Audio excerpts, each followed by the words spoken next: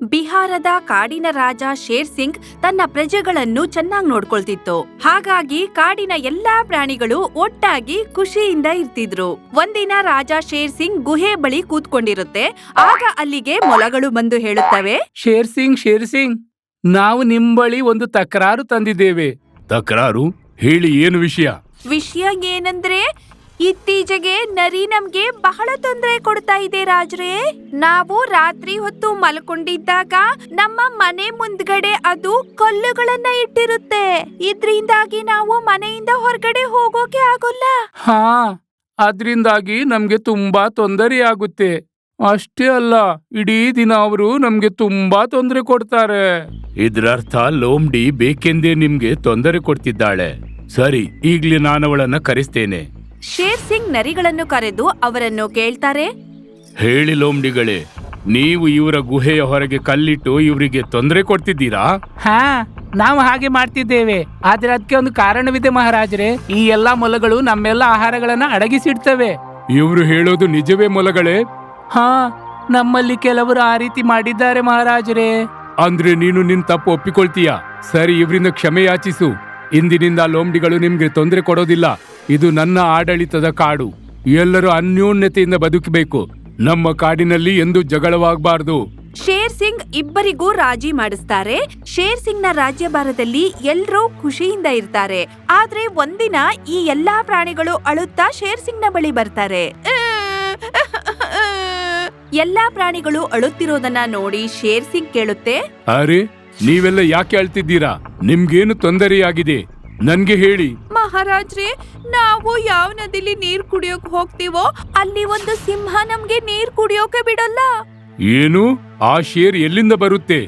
ಅದು ಪಕ್ಕದ ಕಾಡಿನಿಂದ ಬರುತ್ತೆ ಮಹಾರಾಜರೇ. ನಾವು ನೀರು ಕುಡಿಯಲು ಕೆರೆಗೆ ಹೋದಾಗ ಅವನು ನಮ್ಮನ್ನ ಅಲ್ಲಿಂದ ಓಡಿಸ್ತಾನೆ. ಹೇಳ್ತಾನೆ, ಆ ಕೆರೆ ಅವನದಂತೆ, ಅಲ್ಲಿ ನೀರು ಕುಡಿಯಲು ಸಾಧ್ಯವಿಲ್ಲವೆಂದು.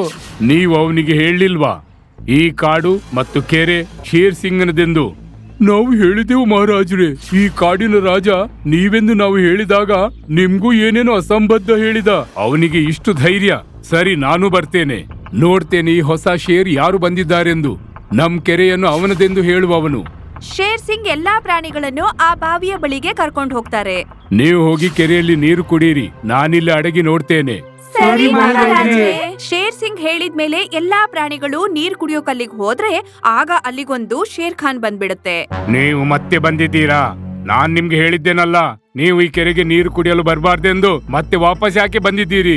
ನಿಮ್ಗೆ ಮೃತ್ಯುವಿನಿಂದ ಭಯವಿಲ್ವಾ? ಶೇರ್ ಖಾನ್ ಅನ್ನು ನೋಡಿದ ಕೂಡ್ಲೆ ಮರದ ಹಿಂದೆ ಕೂತ್ಕೊಂಡಿದ್ದ ಶೇರ್ ಸಿಂಗ್ ಹೊರಗಡೆ ಬರುತ್ತೆ. ಓಹೋ, ನೀನಾ ಶೇರ್ ಖಾನ್? ಗೆಳೆಯರೇ, ಮೊದ್ಲು ಇವನು ನನ್ನ ಮಿತ್ರನಾಗಿದ್ದ. ಆಮೇಲೆ ಇವನು ನನ್ನ ವೈರಿಗಳೊಂದಿಗೆ ಸೇರಿ ಪಕ್ಕದ ಕಾಡಿನ ರಾಜನಾದ. ಈಗ ನನ್ ಕೆರೆಯನ್ನು ಅವನ ಕೆರೆ ಎಂದು ಹೇಳ್ತಿದ್ದಾನೆ. ಶೇರ್ ಖಾನ್, ನೀನ್ ಸರಿಯಾಗಿ ತಿಳಿದಿದ್ದೀಯಾ, ಈ ಕೆರೆ ನಂದೆಂದು. ಇನ್ನೆಷ್ಟು ನೀಚನಾಗ್ತಿ ನೀನು. ಶೇರ್ ಸಿಂಗ್, ಗೆಳೆತನದ ವಿಷಯ ನಿನ್ ಬಾಯಿಂದ ಕೇಳಲು ಸರಿಯಾಗ್ತಿಲ್ಲ. ನೀನ್ ನನ್ನನ್ನು ಯಾವಾಗ ಗೆಳೆಯನೆಂದು ತಿಳಿದೆ? ನಾನ್ ನಿನ್ನ ಗೆಳೆಯನೆಂದು ಒಪ್ಪಲು ಇಲ್ಲಿಂದ ಬೇಗ ಹೊರಟು ಹೋಗೋ, ಇಲ್ಲಾಂದ್ರೆ ಇಂದು ನನ್ ಕೈಯಿಂದ ಸಾಯ್ತಿ ನೀನು. ನೀನು ಎಷ್ಟು ಬದಲಾಗಿದ್ಯಾ ಶೇರ್ ಖಾನ್? ನಿನ್ಗೆ ನಮ್ ಗೆಳೆತನದ ಆ ದಿನ ನೆನಪಿಲ್ವಾ? ಈ ಶೇರ್ ಖಾನ್ ಮತ್ತು ಶೇರ್ ಸಿಂಗ್ ನ ಗೆಳೆತನದಿಂದ ನಮ್ಗೆ ತುಂಬಾ ತೊಂದರೆಯಾಗ್ತಿದೆ. ಈ ರೀತಿ ಮುಂದುವರಿದ್ರೆ ನಾವು ನಮ್ ಶಿಕಾರಿ ಮಾಡಲು ಸಾಧ್ಯವೇ ಇಲ್ಲ. ಏನಾದ್ರೂ ಒಳ್ಳೆ ಅವಕಾಶ ಹುಡುಕಿ ಇವರ ಗೆಳೆತನ ಮುರಿಯಲೇಬೇಕು. ಈ ತೋಳಗಳು ಕಾಡಿನ ಯಾವುದೇ ನಿಯಮವನ್ನು ಪಾಲಿಸ್ತಿರ್ಲಿಲ್ಲ. ಅವರು ಸಿಂಹಗಳನ್ನು ತಮ್ಮ ಶತ್ರುಗಳು ಅಂದ್ಕೊಂಡಿದ್ರು. ಮತ್ತೆ ಎಲ್ಲಕ್ಕಿಂತ ತೊಂದರೆ ಏನಂದ್ರೆ ಶೇರ್ ಖಾನ್ ಮತ್ತು ಶೇರ್ ಸಿಂಗ್ ನ ಗೆಳೆತನ. ಮತ್ತೆ ಈ ಎಲ್ಲಾ ಪ್ರಾಣಿಗಳು ಇವರಿಬ್ರು ಗೆಳೆತನ ಹೇಗೆ ಮುರಿಯೋದು ಅಂತ ಯೋಚನೆ ಮಾಡ್ತಿದ್ರು. ನಾಳೆ ಶೇರ್ ಸಿಂಗ್ ನ ಜನ್ಮದಿನ. ನಾನ್ ಅವನ್ಗೆ ಏನು ಉಡುಗೊರೆ ಕೊಡ್ಲಿ? ಏನು ತಿಳಿತಾ ಇಲ್ಲ. ನಾನ್ ನಿನಗೆ ಒಳ್ಳೆಯ ಉಡುಗೊರೆಯ ಸಲಹೆ ಕೊಡಬಲ್ಲೆ. ಬೇಕಾದ್ರೆ ಹೇಳ್ತೇನೆ, ನೀನ್ ನನ್ಗೆ ಸಲಹೆ ಕೊಡ್ತೀಯಾ? ನಿನ್ ದೃಷ್ಟಿಯಲ್ಲಿ ನಾವು ನಿನ್ನ ವೈರಿಗಳು. ಹಾಗಿರುವಾಗ ನೀನ್ ಯಾಕೆ ಸಲಹೆ ಕೊಡ್ತಿದ್ದಿ? ಅರೆ, ಇದು ವರ್ಷಾನುಗಟ್ಟಲೆ ನಡೆದು ಬರೋ ಮಿಥ್ಯವಾಗಿದೆ. ನಾವು ನಿಮ್ಮ ವೈರಿಗಳೆಂದು. ಅದೆಲ್ಲ ಇರ್ಲಿ, ಇಲ್ ನೋಡು ನಾವೇನ್ ತಂದಿದ್ದೇವೆ. ಈ ತೋಳಗಳು ಶೇರ್ ಖಾನ್ಗೆ ದೊಡ್ಡದೊಂದು ಕನ್ನಡಿ ತೋರಿಸ್ತಾರೆ. ಇದ್ಕಿಂತ ಮೊದ್ಲು ಇಷ್ಟು ದೊಡ್ಡ ಕನ್ನಡಿ ಯಾರು ನೋಡೇ ಇರ್ಲಿಲ್ಲ. ಶೇರ್ ಖಾನ್ ತನ್ನ ಪ್ರತಿಬಿಂಬವನ್ನು ನೋಡಿ ಆಶ್ಚರ್ಯ ಪಡುತ್ತೆ. ಅರೆ ವಾ, ನಿಜವಾಗ್ಲೂ ಇದೊಂದು ಅದ್ಭುತ ವಸ್ತು. ಮತ್ತೆ ಶೇರ್ ಖಾನ್ ಶೇರ್ ಸಿಂಗ್ಗೆ ಇದನ್ನು ಉಡುಗೊರೆಯಾಗಿ ಕೊಡೋಕೆ ತಯಾರಾಗುತ್ತೆ. ಮಹಾರಾಜರೇ, ಈ ಉಡುಗೊರೆ ನೀವು ಶೇರ್ ಸಿಂಗ್ಗೆ ನಾಳೆ ಕೊಡ್ಬೇಕು. ಆದ್ರೆ ಅದು ತುಂಬಾ ನಾಜೂಕಾಗಿದೆ. ತುಂಬಾ ಸುಲಭದಲ್ಲಿ ಇದು ಪುಡಿಯಾಗುತ್ತೆ. ನೀವಿದ್ರ ಗಮನವಿಡ್ಬೇಕು. ಹಾಗಾಗಿ ನೀವು ಕ್ಷಣ ಮಾತ್ರವೂ ಇದರಿಂದ ದೂರವಾಗಬೇಡಿ. ಸರಿ. ಶೇರ್ ಖಾನ್ಗೆ ಕನ್ನಡಿಯನ್ನು ಕೊಟ್ಟ ನಂತರ ತೋಳಗಳು ಶೇರ್ ಸಿಂಗ್ಗೆ ಹೋಗಿ ಹೇಳುತ್ತವೆ, ಕ್ಷಮಿಸಿ ಶೇರ್ ಸಿಂಗ್, ನಿಮ್ಗೊಂದು ಕೆಟ್ಟ ಸಮಾಚಾರವಿದೆ. ನಿಮ್ಮ ಅನುಮತಿ ಇದ್ರೆ ಹೇಳ್ಬೋದಾ? ಹೇಳು, ಏನು ಸಮಾಚಾರ? ಮದದಿಂದ ತುಂಬಿದ ಶೇರ್ ಖಾನ್ ಬೇರೆ ಯಾರೊಂದಿಗೋ ಸೇರಿಕೊಂಡು ನಿಮ್ಮನ್ನು ಕೊಲ್ಲೋ ಯೋಜನೆ ಮಾಡ್ತಿದ್ದಾನೆ. ಇಲ್ಲ, ಹೀಗೆಂದು ಆಗಲು ಸಾಧ್ಯವಿಲ್ಲ. ನನ್ಗೆ ತಿಳಿದಿತ್ತು ನೀವು ನನ್ನನ್ನು ನಂಬೋದಿಲ್ಲ ಅಂತ. ಒಂದ್ ವೇಳೆ ನನ್ನಲ್ಲಿ ನಂಬಿಕೆ ಇಲ್ದಿದ್ರೆ ಸ್ವತಃ ಹೋಗಿ ನೋಡಿ.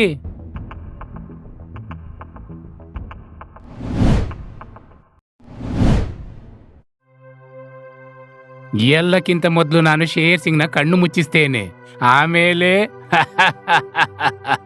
ಶೇರ್ ಖಾನ್ ಶೇರ್ ಸಿಂಗ್ಗೆ ಸರ್ಪ್ರೈಸ್ ಕೊಡೋಕೆ ಯೋಚಿಸ್ತಾ ಇರುತ್ತೆ. ಆದ್ರೆ ಶೇರ್ ಸಿಂಗ್ಗೆ ಅನ್ಸುತ್ತೆ ಶೇರ್ ಖಾನ್ ಬೇರೆ ಯಾರ ಜೊತೆನೋ ಸೇರ್ಕೊಂಡು ನನ್ನನ್ನ ಸಾಯಿಸೋಕೆ ಪ್ರಯತ್ನ ಪಡ್ತಿದೆ ಎಂದು.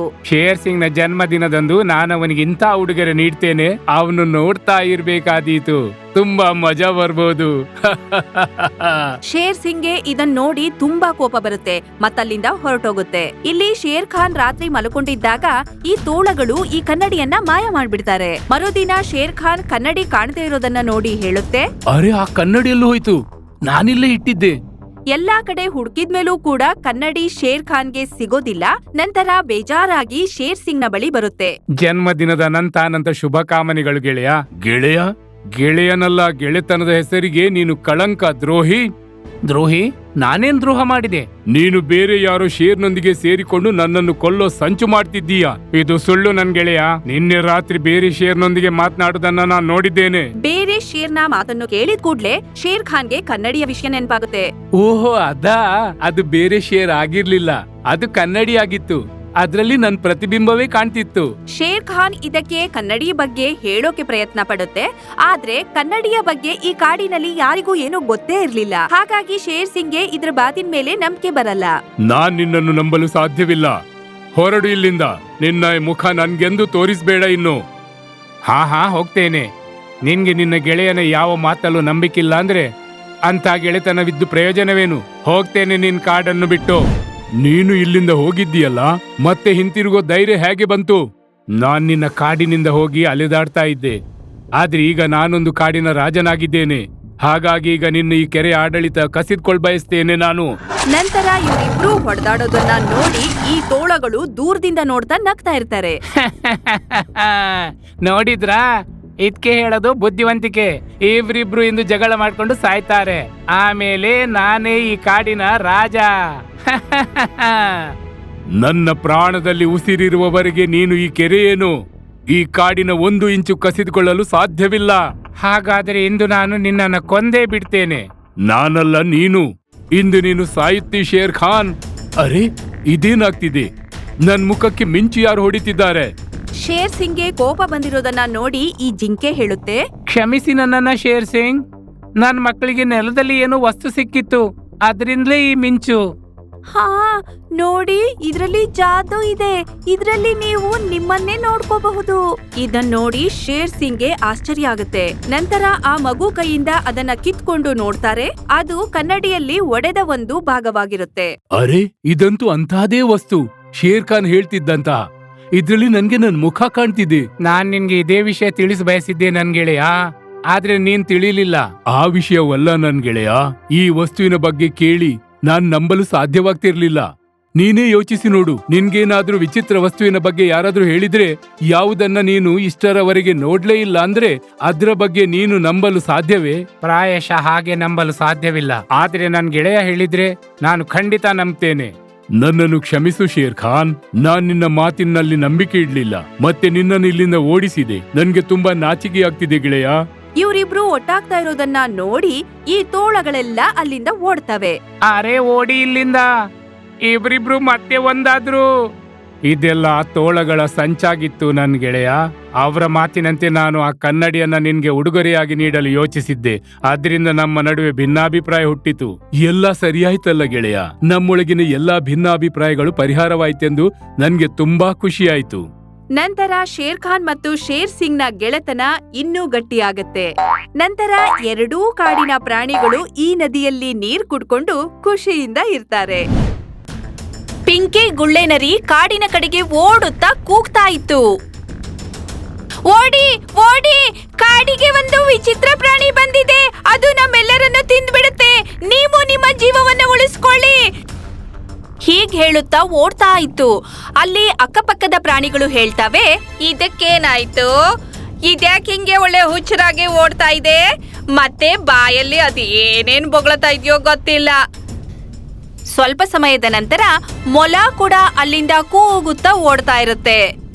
ಓಡಿ ಓಡಿ ಎಲ್ರೂ ಓಡಿ, ಅರೆ ಏನೋ ಒಂದು ವಿಚಿತ್ರ ಪ್ರಾಣಿ ನಮ್ ಕಾಡಿಗೆ ಬಂದಿದೆ, ಅದು ನಮ್ಮನ್ನೆಲ್ಲ ತಿಂದು ಬಿಡ್ಬೋದು. ನಾನು ಅವನನ್ನು ಕಂಡ ತಕ್ಷಣ ಓಡಿ ಬಂದೆ, ನೀವೆಲ್ರೂ ಸಹ ಓಡಿ ಹೋಗಿ, ಇಲ್ಲಾಂದ್ರೆ ಎಲ್ರೂ ಸತ್ತೋಗ್ತೀರಾ.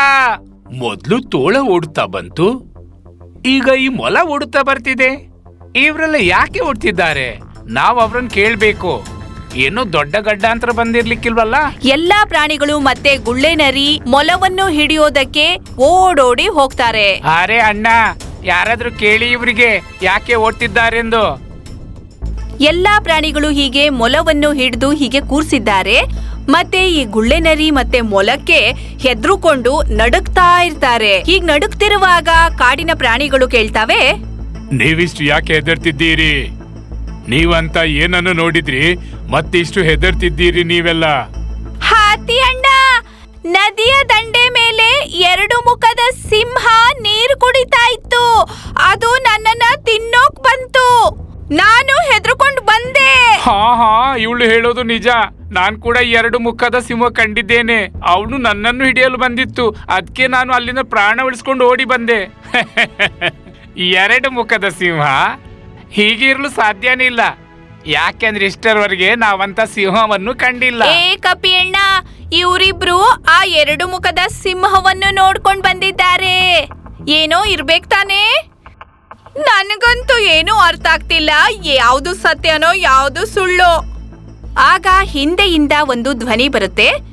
ಯಾವುದೋ ಪ್ರಾಣಿ ಎಲ್ಲ ಪ್ರಾಣಿಗಳ ಹಿಂದೆ ಬರ್ತಾ ಇರುತ್ತೆ ಮತ್ತೆ ಹೇಳುತ್ತೆ, ಇವರಿಬ್ರು ನಿಜ ಹೇಳ್ತಿದ್ದಾರೆ, ಇವರೇನು ಕಂಡಿದ್ದಾರೋ ಅದು ನಿಜ.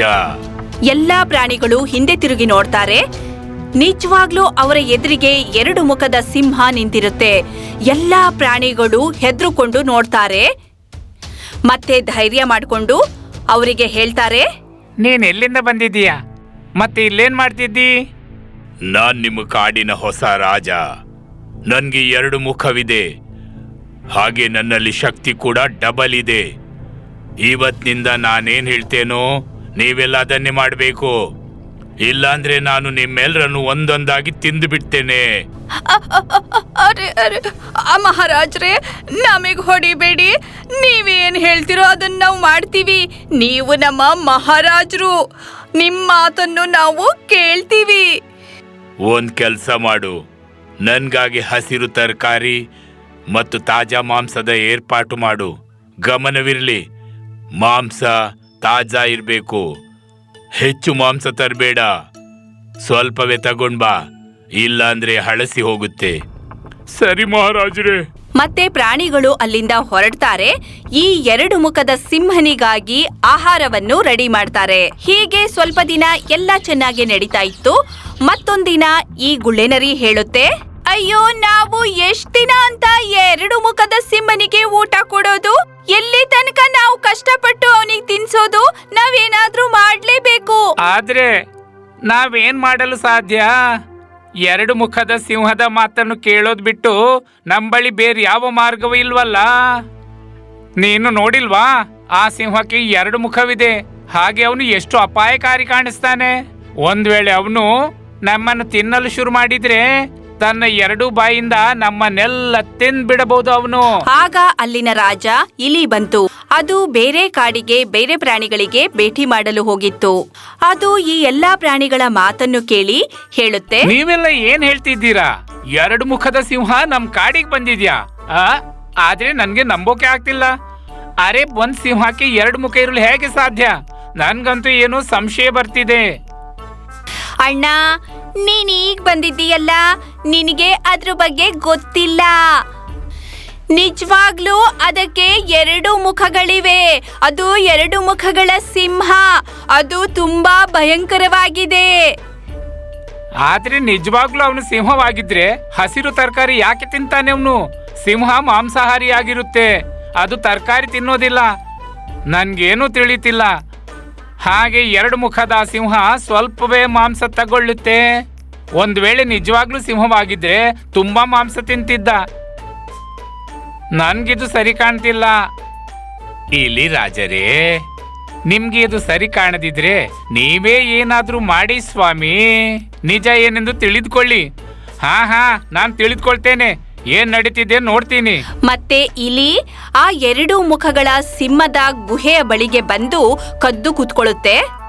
ಸ್ವಲ್ಪ ಸಮಯದ ನಂತರ ಕಾಡಿನ ಎಲ್ಲಾ ಪ್ರಾಣಿಗಳು ಅದಕ್ಕಾಗಿ ಆಹಾರವನ್ನು ತರ್ತಾರೆ. ಮಹಾರಾಜ್ರೇ, ನಿಮಗಾಗಿ ನಾವು ಆಹಾರ ತಂದಿದ್ದೇವೆ. ನೀವು ಹೊರಗೆ ಬಂದು ಆಹಾರವನ್ನು ಸ್ವೀಕರಿಸಿ. ಊಟ ಹೊರಗೆ ಇಟ್ಬಿಡಿ. ನೀವೆಲ್ಲ ಇಲ್ಲಿಂದ ಹೊರಟು ಹೋಗಿ. ಆ ಎಲ್ಲಾ ಪ್ರಾಣಿಗಳು ಆಹಾರವನ್ನು ಇಟ್ಟು ಅಲ್ಲಿಂದ ಹೊರಟೋಗ್ತಾರೆ. ಆಗ ಎರಡು ಮುಖಗಳ ಸಿಂಹ ಒಳಗಿನಿಂದ ಬಂದು ಆಹಾರವನ್ನು ತಗೊಂಡು ಗುಹೆ ಒಳಗೆ ಹೋಗುತ್ತೆ. ಮತ್ತೆ ನಗುತ್ತಾ ಹೇಳುತ್ತೆ, ಈ ಎಲ್ಲ ಪ್ರಾಣಿಗಳು ಎಷ್ಟು ಬುದ್ದು ಹುಚ್ಚರಂತಿದ್ದಾರೆ. ಇವ್ರಿಗಿಷ್ಟು ತಿಳಿದಿಲ್ಲ ಎರಡು ಮುಖದ ಸಿಂಹ ಇರಲು ಸಾಧ್ಯವಿಲ್ಲ ಅಂತ. ಇರ್ಲಿ, ನನ್ಗೇನು, ನನ್ನ ಜೀವನ ಸುಖಮಯವಾಗಿದೆ. ಹೀಗೆ ಹೇಳುತ್ತಾ ಎರಡು ಮುಖಗಳ ಸಿಂಹ ತನ್ನ ಮುಖವಾಡವನ್ನು ತೆಗೆಯುತ್ತೆ. ಮುಖವಾಡವನ್ನು ತೆಗೆದ ಮೇಲೆ ಗೊತ್ತಾಗತ್ತೆ ಮುಖವಾಡದ ಹಿಂದೆ ಕಾಡು ನಾಯಿ ಇದೆ ಎಂದು. ಏ ಹುಚ್ಚರ, ಊಟದ ವ್ಯವಸ್ಥೆ ತುಂಬಾ ಉತ್ತಮವಾಗಿ ಮಾಡಿದ್ದಾರೆ. ಸರಿ, ಊಟ ಮಾಡೋಣ. ನನ್ಗಂತೂ ತುಂಬಾ ಹಸಿವಾಗ್ತಿದೆ. ಈ ಇಲಿ ಕದ್ ಕೂತ್ಕೊಂಡು ಎಲ್ಲವನ್ನು ನೋಡ್ತಾ ಇತ್ತು. ಈ ಎಲ್ಲಾ ಗುಟ್ಟನ್ನು ನೋಡಿದ ಇಲಿ ಕಾಡಿಗೆ ವಾಪಸ್ ಹೋಗುತ್ತೆ ಮತ್ತು ಎಲ್ಲಾ ಪ್ರಾಣಿಗಳಿಗೂ ನಿಜವನ್ನು ತಿಳಿಸುತ್ತೆ. ಮಾರನೇ ದಿನ ಕಾಡಿನ ಎಲ್ಲಾ ಪ್ರಾಣಿಗಳು ಸೇರ್ಕೊಂಡು ಎರಡು ಮುಖಗಳಿರುವ ಸಿಂಹದ ಗುಹೆ ಬಳಿಗೆ ಬಂದು ಸಿಂಹವನ್ನು ಕೂಗುತ್ತವೆ. ಮಹಾರಾಜರೇ, ಇವತ್ತು ನಿಮ್ಗೆ ಸ್ಪೆಷಲ್ ಊಟ ಬಂದಿದೆ. ನಾವೆಲ್ಲರೂ ನಿರ್ಧರಿಸಿದ್ದೇವೆ ನಿಮ್ಮ ಆಗಮನದ ಸಂಭ್ರಮ ಆಚರಿಸೋಣವೆಂದು. ಹಾಗಾಗಿ ನೀವು ಬೇಗ ಹೊರಗೆ ಬಂದು ಊಟ ಮಾಡಿ. ಅರೆ, ಇವತ್ತು ಎಲ್ಲ ಪ್ರಾಣಿಗಳಿಗೆ ಏನಾಗಿದೆ? ಎಷ್ಟು ಬೇಗ ಬೆಳಿಗ್ಗೆ ಬಂದಿದ್ದಾರೆ. ನನ್ನ ಎರಡು ಮುಖದ ಸಿಂಹದ ಕವಚ ಎಲ್ಲಿದೆ? ಆದಷ್ಟು ಬೇಗ ಅದನ್ನು ಹಾಕಿಕೊಳ್ತೇನೆ. ಈ ಕಾಡು ನಾಯಿ ಎರಡು ಮುಖಗಳ ಮಾಸ್ಕ್ ಅನ್ನು ಹಾಕೊಂಡು ಹೊರಗಡೆ ಬರುತ್ತೆ. ಆದ್ರೆ ಈ ಕಾಡಿನ ಪ್ರಾಣಿಗಳು ತಿನ್ನೋದಕ್ಕೆ ಏನನ್ನೂ ತಂದಿರೋದಿಲ್ಲ. ಆಗ ಈ ಎರಡು ತಲೆ ಸಿಂಹ ಹೇಳುತ್ತೆ, ನೀವೆಲ್ಲರೂ ಬರಿಗೈಯಲ್ಲಿ ಬಂದಿದ್ದೀರಾ. ನನ್ನ ಊಟ ಎಲ್ಲಿದೆ?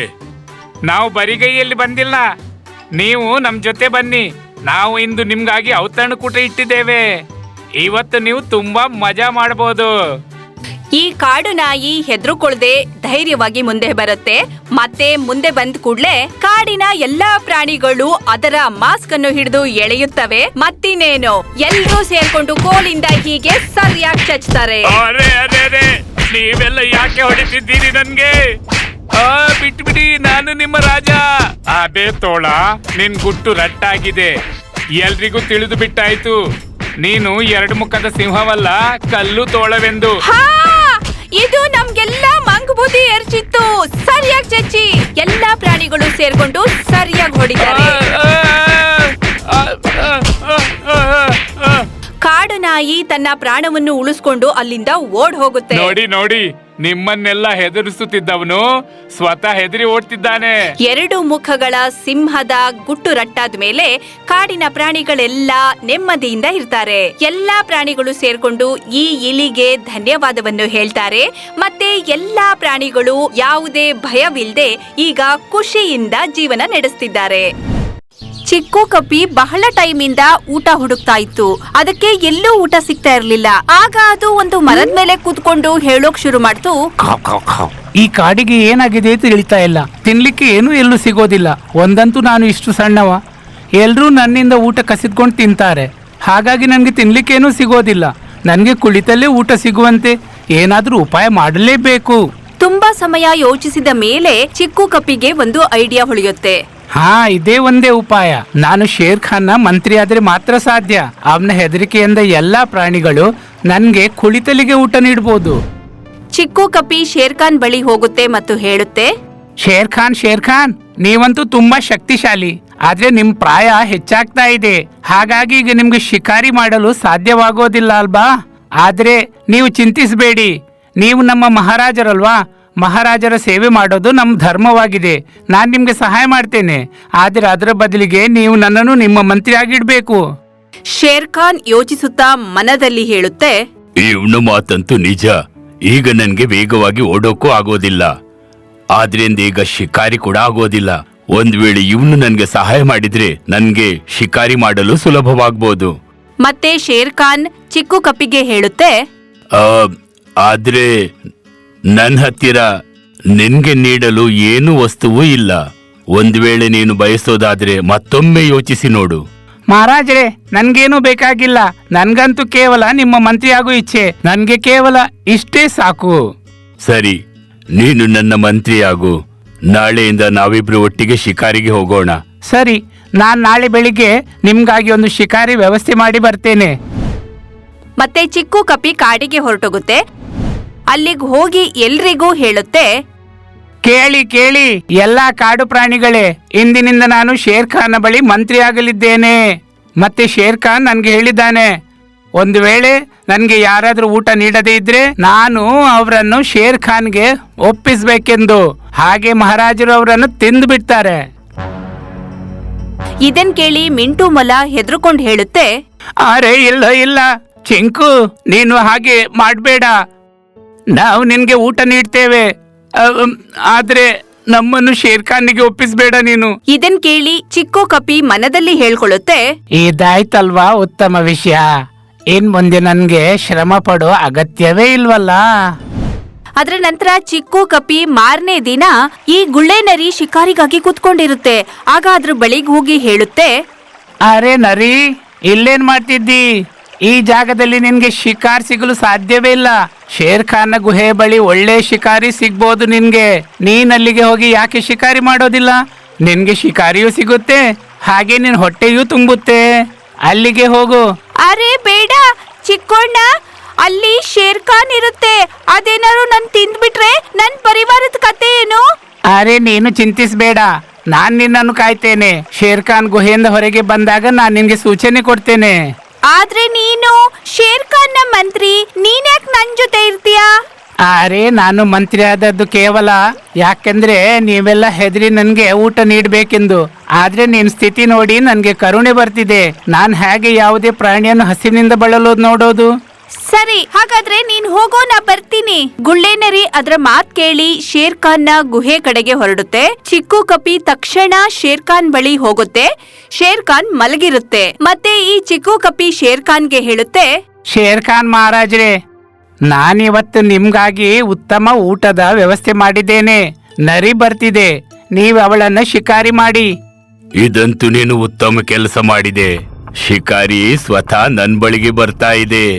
ನಡೆ, ನೀನು ಸಹ ಹೊರಗಡೆ ಅಡಗಿಕೊಳ್ಳು. ಒಂದ್ ವೇಳೆ ಅವಳು ನಿನ್ನನ್ನು ನನ್ ಜೊತೆ ಕಂಡ್ರೆ ಇಲ್ಲಿಂದ ಓಡಿ ಹೋಗ್ಬೋದು. ಗುಳ್ಳೆ ನರಿ ಶಿಕಾರಿ ಮಾಡೋದಕ್ಕೆ ಶೇರ್ ಖಾನ್ನ ಗುಹೆ ಬಳಿ ಕುಳಿತುಕೊಳ್ಳುತ್ತೆ. ನಿಧಾನವಾಗಿ ಶೇರ್ ಖಾನ್ ಗುಳ್ಳೆ ನರಿ ಹಿಂದೆ ಬರ್ತಾ ಇರುತ್ತೆ. ಚಿಕ್ಕು ಕಪ್ಪಿ ಮರದ ಹಿಂದೆ ಕೂತ್ಕೊಂಡು ಎಲ್ಲ ನೋಡ್ತಾ ಇರುತ್ತೆ. ಶೇರ್ ಖಾನ್ ಗುಳ್ಳೆ ನರಿಯನ್ನು ಶಿಕಾರಿ ಮಾಡೋಕ್ ಹೋಗುತ್ತೆ. ಆಗ ಚಿಕ್ಕು ಕಪ್ಪಿ ಜೋರಾಗಿ ಕೂಗುತ್ತೆ, ರಕ್ಷಿಸಿ ರಕ್ಷಿಸಿ, ನನ್ನ ರಕ್ಷಿಸಿ. ಗುಳ್ಳೆ ನರಿ ತಕ್ಷಣ ಹಿಂತಿರುಗ್ ನೋಡುತ್ತೆ. ಆಗ ಶೇರ್ ಖಾನ್ ಅದ್ರ ಹಿಂದೆ ಇತ್ತು. ಗುಳ್ಳೆ ನರಿ ತಕ್ಷಣ ಅಲ್ಲಿಂದ ಜೋರಾಗಿ ಓಡ್ ಹೋಗುತ್ತೆ. ಶಿಕಾರಿ ಕೈ ತಪ್ಪು ಹೋಗಿದ್ಕೆ ಶೇರ್ ಖಾನ್ಗೆ ತುಂಬಾ ಸಿಟ್ಟು ಬರುತ್ತೆ. ಮತ್ತೆ ಚಿಕ್ಕು ಕಪ್ಪಿಗೆ ಹೇಳುತ್ತೆ, ಮೂರ್ಖ ನೀನು, ನಿನ್ ಕಾರಣದಿಂದ ನರಿ ಓಡಿ ಹೋಯ್ತು. ಅರೆ ಮಂಗ, ಕೇವಲ ನಿನ್ನ ಮೂರ್ಖತನದಿಂದ ಇಂದು ಶಿಕಾರ್ ಕೈ ತಪ್ಪಿ ಹೋಯಿತು. ಮಹಾರಾಜ್ರೆ, ನಂದೇನು ತಪ್ಪಿಲ್ಲ. ನಾನಂತೂ ಮರದ ಹಿಂದೆ ಆರಾಮವಾಗಿ ಅಡಗಿದ್ದೆ. ಒಮ್ಮೆಲೆ ನನ್ನ ಕೈಗೆ ಮುಳ್ಳು ತಾಗಿತು. ಹಾಗಾಗಿ ನಾನು ಬೊಬ್ಬೆ ಹಾಕಿದೆ. ನೀವು ನನ್ನನ್ನು ಕ್ಷಮಿಸ್ಬಿಡಿ. ಹಾಗೆ ನೀವು ಚಿಂತಿಸಬೇಡಿ, ನಾನು ನಿಮ್ಗಾಗಿ ನಿಮ್ ಊಟದ ವ್ಯವಸ್ಥೆ ಖಂಡಿತ ಮಾಡ್ತೇನೆ. ಈಗ ನಾನು ನಿಮ್ಗಾಗಿ ಬೇರೆ ಶಿಕಾರ್ ಹುಡುಕಿ ತರ್ತೇನೆ, ನೀವು ಕೋಪಿಸ್ಬೇಡಿ. ನನ್ಗೆ ನೀನೊಬ್ಬ ಮೂರ್ಖ ಮಂಗನಂತೆ ಕಾಣಿಸ್ತಿ. ನನ್ಗನಿಸುತ್ತೆ ನೀನೇನು ಪ್ರಯೋಜನವಿಲ್ವೆಂದು. ನೀನು ನನ್ಗೆ ಹುಚ್ಚ ಹಿಡಿಸ್ತಾ ಇದೀಯ. ಇಲ್ಲ ಇಲ್ಲ ಮಹಾರಾಜೆ, ಈ ಸಲ ನಾನು ಎಲ್ಲ ಸರಿಪಡಿಸ್ತೇನೆ. ಚಿಕ್ಕು ಕಪ್ಪಿ ವಾಪಸ್ ಹೋಗುತ್ತೆ. ಅಲ್ಲಿ ನೋಡಿದ್ರೆ ಈ ಜಿಂಕೆ ಹುಲ್ ತಿಂತಾ ಇರುತ್ತೆ. ಚಿಕ್ಕು ಕಪ್ಪಿ ಅದ್ರ ಬಳಿಗೆ ಹೋಗುತ್ತೆ ಮತ್ತೆ ಹೇಳುತ್ತೆ, ಜಿಂಕೆ, ನೀನು ಇಲ್ಲಿ ಒಣಗಿದ ಹುಲ್ಲು ತಿಂತಾ ಇದ್ದೀಯಾ? ಶೇರ್ ಖಾನ್ನ ಗುಹೆ ಬಳಿ ಎಷ್ಟು ಒಳ್ಳೆ ಹಸಿರು ಹುಲ್ಲಿದೆ. ನೀನು ಅಲ್ಲಿಗೆ ಹೋಗಿ ಯಾಕೆ ಮೇಯೋದಿಲ್ಲ? ನೀವು ಜಿಂಕೆಗಳಿಗಂತೂ ಬುದ್ಧಿ ಎಂಬ ವಸ್ತು ಇರೋದೇ ಇಲ್ವಾ? ಕಪಿ ಅಣ್ಣ, ಹಾಗೇನೂ ಇಲ್ಲ. ನಾನೇನಾದ್ರೂ ಶೇರ್ ಖಾನ್ ನ ಗುಹೆ ಬಳಿ ಹೋದ್ರೆ ನನ್ನನ್ನದು ಶಿಕಾರಿ ಮಾಡ್ಬಿಡುತ್ತೆ. ಅರೆ, ಅವನು ಮುದುಕನಾಗಿದ್ದಾನೆ. ಈಗ ಶಿಕಾರ್ ಮಾಡುವಷ್ಟು ತಾಕತ್ತು ಅವನಿಗೆಲ್ಲಿದೆ? ಚಿಕ್ಕು ಕಪಿಯ ಮಾತನ್ನು ಕೇಳಿ ಜಿಂಕೆ ಹೇಳುತ್ತೆ, ನೀನ್ ಸರಿಯಾಗಿ ಹೇಳ್ತಿದ್ದೀಯಾ, ನಾನ್ ಹೊರಡ್ತೀನಿ. ಅದೇನಾದ್ರೂ ಬಂದ್ರೆ ನಾನ್ ಜೋರಾಗಿ ಓಡ್ಬಿಡ್ತೀನಿ, ತುಂಬಾ ಜೋರಾಗಿ. ಜಿಂಕೆ ಶೇರ್ ಖಾನ್ ನ ಗುಹೆಯ ಕಡೆಗೆ ಹೊರಡುತ್ತೆ. ಕಪಿ ಕೂಡ ಮರದ ಮೇಲೆ ಅಲ್ಲಿಂದ ಇಲ್ಲಿಗೆ, ಇಲ್ಲಿಂದ ಅಲ್ಲಿಗೆ ಆಡ್ತಾ ಇರುತ್ತೆ. ಆಗ ಶೇರ್ ಖಾನ್ ನ ಗುಹೆ ಬಳಿ ಕಪಿ ಹೊರಡುತ್ತೆ, ಹೇಳುತ್ತೆ, ಮಹಾರಾಜರೇ, ಈ ಸಲ ನಾನು ಒಂದು ಉತ್ತಮ ಪ್ಲಾನ್ ಮಾಡಿದ್ದೇನೆ. ನಿಮ್ಗಾಗಿ ಒಂದು ದಷ್ಟಪುಷ್ಟ ಜಿಂಕೆಯನ್ನು ತಂದಿದ್ದೇನೆ. ನೀವು ಇಲ್ಲೇ ಸುಮ್ಮನೆ ಕುಳಿತುಕೊಂಡಿರಿ. ಮತ್ತೆ ಅವಕಾಶ ಸಿಕ್ಕ ಕೂಡ್ಲೆ ಅವಳ ಮೇಲೆ ಹಲ್ಲೆ ಮಾಡಿ. ಸರಿ, ಆದ್ರೆ ಈ ಸಲ ಯಾವುದೇ ತಪ್ಪಾಗಬಾರ್ದು. ಜಿಂಕೆ ಅಲ್ಲಿ ಹುಲ್ ತಿಂತಾ ಇರುತ್ತೆ. ಆಗ ಶೇರ್ ಖಾನ್ ಒಂದು ಮರದ ಹಿಂದಿನಿಂದ ಜಿಂಕೆಯನ್ನು ನೋಡುತ್ತೆ. ಕಪಿ ಹೀಗೆ ಪಕ್ಕದ ಮರದ ಮೇಲೆ ಕುತ್ಕೊಂಡಿರುತ್ತೆ. ಶೇರ್ ಖಾನ್ ಜಿಂಕೆಯನ್ನು ತಿನ್ನಲು ಹೊರಟಾಗ ಕಪಿ ಜೋರಾಗಿ ಕೂಗುತ್ತೆ, ರಕ್ಷಿಸಿ, ರಕ್ಷಿಸಿ, ನನ್ನನ್ನು ರಕ್ಷಿಸಿ. ಜಿಂಕೆ ಹಿಂದೆ ನೋಡಿದಾಗ ಶೇರ್ ಖಾನ್ ಪಕ್ಕದಲ್ಲೇ ಇತ್ತು. ಜಿಂಕೆ ಅಲ್ಲಿಂದ ಜೋರಾಗಿ ಓಡುತ್ತೆ.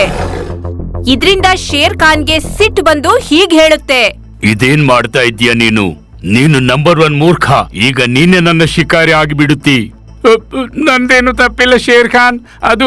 ಅದೇನಂದ್ರೆ ನನ್ನ ಕಾಲು ಜಾರಿತ್ತು, ಹಾಗೆ ಜೇನು ತುಪ್ಪದ ಗೂಡಿಗೆ ಬಿದ್ದು ಬಿಟ್ಟೆ. ಎಲ್ಲ ಜೇನು ನೊಣಗಳು ನನ್ನನ್ನು ಕಚ್ಚಿ ಕೆಂಪು ಮಾಡಿಬಿಟ್ಟರು ಶೇರ್ ಖಾನ್. ಹಾಗಾಗಿ ನಾನು ಬೊಬ್ಬೆ ಇಟ್ಟೆ. ನೀವು ಚಿಂತಿಸಬೇಡಿ, ನಿಮ್ಗಾಗಿ ನಾನು ಬೇರೆ ಶಿಕಾರಿನ ವ್ಯವಸ್ಥೆ ಮಾಡ್ತೇನೆ. ಈಗ ಶೇರ್ ಖಾನ್ ಹೀಗೆ ಹೇಳ್ತು, ಮೂರ್ಖ ಮಂಗನ ಆಟ ಸಾಕಾಯ್ತು. ಇನ್ನು ಕಿಲಾಡಿ ಶೇರ್ನ ಚಮತ್ಕಾರ ನೋಡು. ನೀವು ಏನ್ ಹೇಳ ಬಯಸ್ತೀರಿ ಶೇರ್ ಖಾನ್? ನನ್ಗೇನು ತಿಳಿತಿಲ್ಲ. ಈಗ ಶೇರ್ ಖಾನ್ ಕಪಿಯ ಬಾಲವನ್ನು ಹೀಗೆ ತನ್ನ ಬಾಯಿಂದ ಕಚ್ಕೊಂಡು ಹೀಗೆ ಕರ್ಕೊಂಡು ಹೋಗಿ ಒಂದ್ ಮರದ ಮೇಲೆ ಉಲ್ಟಾ ನೇತಾಕ್ಬಿಡುತ್ತೆ. ಸ್ವಲ್ಪ ಸಮಯದ ನಂತರ ಕಾಡು ನಾಯಿ ಮತ್ತು ಅದರ ಪತ್ನಿ ಜೊತೆ ಅಲ್ಲಿಂದ ಹೋಗ್ತಾ ಇರುತ್ತೆ. ಆಗ ಈ ಕಪಿಯನ್ನು ನೋಡುತ್ತಾರೆ. ಅರೆ ನೋಡು, ಶಿಕಾರ್ ಸಿಕ್ಕಿಕೊಂಡಿದ್ದಾನೆ. ಇವನನ್ನು ತಿಂದು ಮುಂದೆ ಹೋಗೋಣವಾ? ಬೇಡ ಬಿಡ್ರಿ, ಇದು ತನ್ನಷ್ಟು ತಾನೇ ಓಡುತ್ತೆ. ಇದಿರ್ಬೋದು ಯಾವ್ದೋ ಪ್ರಾಣಿಯ ಬುದ್ಧಿವಂತಿಕೆ ಇರ್ಬೋದು. ಇದು ನಮ್ಮನ್ ಶಿಕಾರಿ ಮಾಡೋಕೆ. ಇಲ್ದಿದ್ರೆ ಕಪಿ ಹೀಗೆ ಯಾಕೆ ನೇತಾಕೊಂಡಿರುತ್ತೆ? ಹೀಗ್ ಹೇಳಿ ಇವರು ಮುಂದೆ ಹೊರಡ್ತಾರೆ. ಆದ್ರೆ ಈ ಕಪ್ಪು ನಾಯಿಗೆ ತುಂಬಾ ಹೊಟ್ಟೆ ಹಸ್ತಿರುತ್ತೆ, ಮತ್ತೆ ವಾಪಸ್ ಬರುತ್ತೆ. ಹಸಿವಾದಾಗ ಏನು ಸಿಗುತ್ತೋ ಅದನ್ನು ತಿಂದು ಬಿಡ್ಬೇಕು. ಬಟರ್ ಚಿಕನ್ ಸಿಗದಿದ್ರೆ ಬಟರ್ ಬಂದರ್ನಿಂದಲೇ ಕೆಲಸ ಮುಗಿಸ್ಬೇಕು. ಇವತ್ತಂತೂ ನಾನು ಈ ಮಂಗನನ್ನೇ ತಿಂತೀನಿ. ಮತ್ತೆ ನಾಯಿ ಕಪಿಯನ್ನು ತಿನ್ನಲು ಹೋದಾಗ ಶೇರ್ ಖಾನ್ ಅದನ್ನ ಹಿಡ್ಕೊಂಡು ಹೇಳುತ್ತೆ, ನೋಡಿದ್ಯಾ ಕಿಲಾಡಿ ಶೇರ್ನ ಚಮತ್ಕಾರ? ಪ್ರತಿದಿನ ನಾನು ಹೀಗೆ ಮಾಡ್ತೇನೆ. ನೀನು ಇದೇ ರೀತಿ ಉಲ್ಟಾ ನೇತಾಡ್ತಿ, ಹಾಗೆ ನನ್ನ ಊಟದ ವ್ಯವಸ್ಥೆ ತನ್ನಷ್ಟಕ್ಕೆ ಆಗಿಬಿಡುತ್ತೆ. ನಾನೆಲ್ಲಿ ಸಿಕ್ಕಾಕೊಂಡೆ? ಒಳ್ಳೆಯ ಪರಿಶ್ರಮ ಪಡ್ತಿದ್ರೆ ಜೀವಿಸಬಹುದಿತ್ತು. ಕೆಲ್ಸದ ಸೋಮಾರಿತನದಿಂದ ಇಲ್ಲಿ ಬಂದು ನಾನು ಸಿಕ್ಕಾಕೊಂಡೆ. ಇನ್ನೇನಾಗ್ಬಹುದು? ಶೇರ್ ಖಾನ್ ನಗ್ತಾ ಇರುತ್ತೆ. ಶೇರ್ ಖಾನ್ ಮೊದ್ಲು ಈ ನಾಯಿಯನ್ನು ತಿನ್ನುತ್ತೆ, ನಂತರ ಈ ಕಪಿಯನ್ನು ತನ್ನ ಗುಹೆಗೆ ಕರ್ಕೊಂಡೋಗುತ್ತೆ. ಮತ್ತಲ್ಲಿ ಅದನ್ನ ಕೂಡಾಕುತ್ತೆ. ಗುಹೆಯಲ್ಲಿರುವ ಕಪಿ ಇಲ್ಲಿಂದ ಹೊರಗಡೆ ಹೋಗೋದು ಹೇಗೆ ಎಂದು ಯೋಚಿಸ್ತಾ ಇರುತ್ತೆ. ಈಗ ಕಪಿಗೆ ಅರ್ಥವಾಗುತ್ತೆ, ಈ ಮೈಗಳ್ಳತನದಿಂದ ಇರೋದು ತುಂಬಾ ಕಷ್ಟ ಆಗುತ್ತೆ ಅಂತ. ಯಾವಾಗ್ಲೂ ಕಷ್ಟಪಟ್ಟೆ ಜೀವನ ಮಾಡ್ಬೇಕು ಎಂದು. ನಿಮ್ಗೆ ನಮ್ಮ ಈ ವಿಡಿಯೋ ಇಷ್ಟವಾದ್ರೆ ಪ್ಲೀಸ್ ನಮ್ಮ ಚಾನೆಲ್ ಅನ್ನು ಸಬ್ಸ್ಕ್ರೈಬ್ ಮಾಡಿ. ಹಾಗೆ ವಿಡಿಯೋವನ್ನು ಲೈಕ್ ಮತ್ತು ಶೇರ್ ಮಾಡೋದನ್ನ ಮರೆಯಬೇಡಿ. ಧನ್ಯವಾದ.